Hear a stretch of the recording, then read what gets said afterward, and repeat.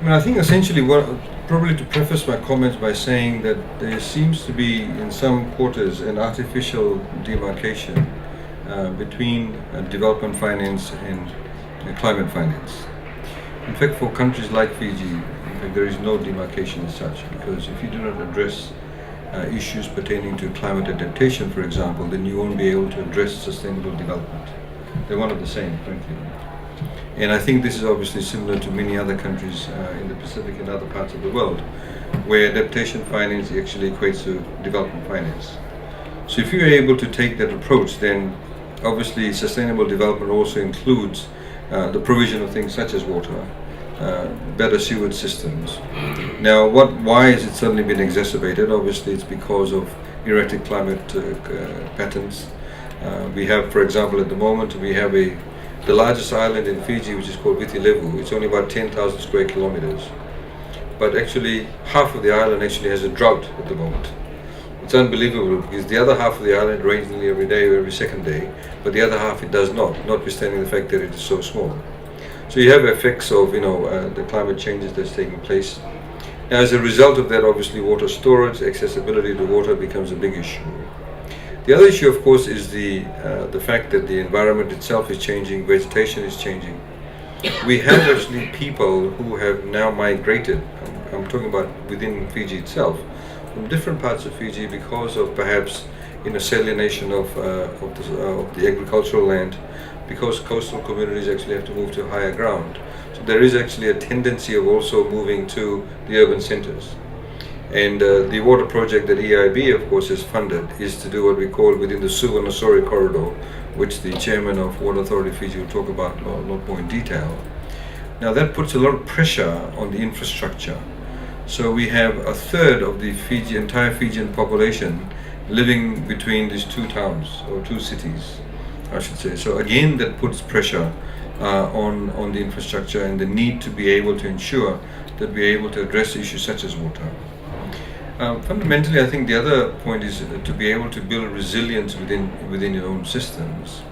We have recently, last year, we had a cyclone that was the second strongest storm recorded ever until then in the world. The strongest storm that hit in the southern hemisphere. It killed 44 Fijians. Very erratic behavior. Nearly 6,000 kilometers of electrical cables went down. So we have to put them all back up. It also meant a lot of sewage pipes, water pipes got washed away. A lot of the systems are, of course, very old too. And now the point is that to build resilience into infrastructure, we have now recently, for example, coming out of the airport, we've got a 4-lane road. So what we've decided to do is to underground all the electrical cables. So next time there's a cyclone, there's nothing to blow down. Everything is underground. Electricity does not get cut off. You of course don't have to spend as much money in terms of putting back up. Similarly, we need to be able to deal with similar matters with water systems.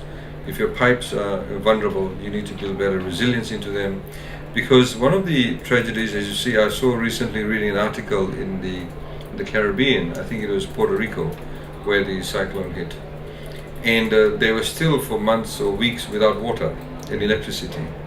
So it basically stops the economy from bouncing back up as quickly as possible. That's what you call building the resilience. So if your water and your electricity stays up, then you can bounce back a lot quicker. As we found, for example, where we had areas in Fiji that did not get water, did not have electricity, people did not actually go to work, people weren't attending schools weren't up and running, and your ability to maintain basic sanitation and hygiene conditions are far more reduced because you do not have accessibility to all those amenities. So it is very critical from that perspective to be able to ensure that we have that resilience built into the infrastructure and that sustainability. We also have, for example, in our case, the old traditional way of building infrastructure was if you built a road, you put the water pipes underneath the road. So we are now, of course, discovering some of the water pipes were built with asbestos, put in about 50, 60 years ago. So we have to have that replaced. We now have, for example, in the rebuilding the roads, we need to ensure that we dig up all the pipes, put it on the side of the road, so next time there's a leakage in the pipe, you don't dig up the road to fix up the pipe, because that's traditionally what used to happen.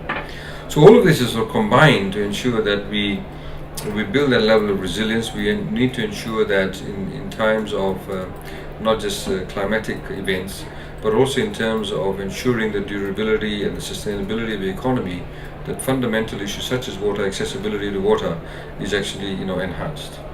Last but not least, I'd also like to say we have a very ambitious program in terms of getting people connected to electricity and water. A lot of people in Fiji still don't necessarily have connection to the reticulated systems that we have. Some of them are isolated communities, some of them of course need to be standalone projects. We have something like 320 islands, 110 of which are habited. About 60 to 65% of the entire population lives on one island, but the other islands of course need to have standalone systems. So how can we build smarter infrastructure around that? And that in itself of course is quite important. Last but not least, I think what is really important apart from financing itself is the ability to access technology that may not be available in small states like Fiji, and to be able to partner up with development partners, with different agencies, to be able to access that technology and have that know-how. I think it is very, very critical, because as we've seen in some of the areas, that if we are able to access the technology, you actually have some smarter solutions to problems that we've actually had lingering for quite some time. So I think with those introductory remarks, I'd like to stop there now, so at least we can have a bit more discussion, and hopefully I can stay here whilst the discussion is actually going on. Thank you. Naga. Very key points you've made there about, particularly on the issue of resilience of infrastructure, which I think is something our colleagues will pick up a bit here. I'll introduce you and then we'll already start.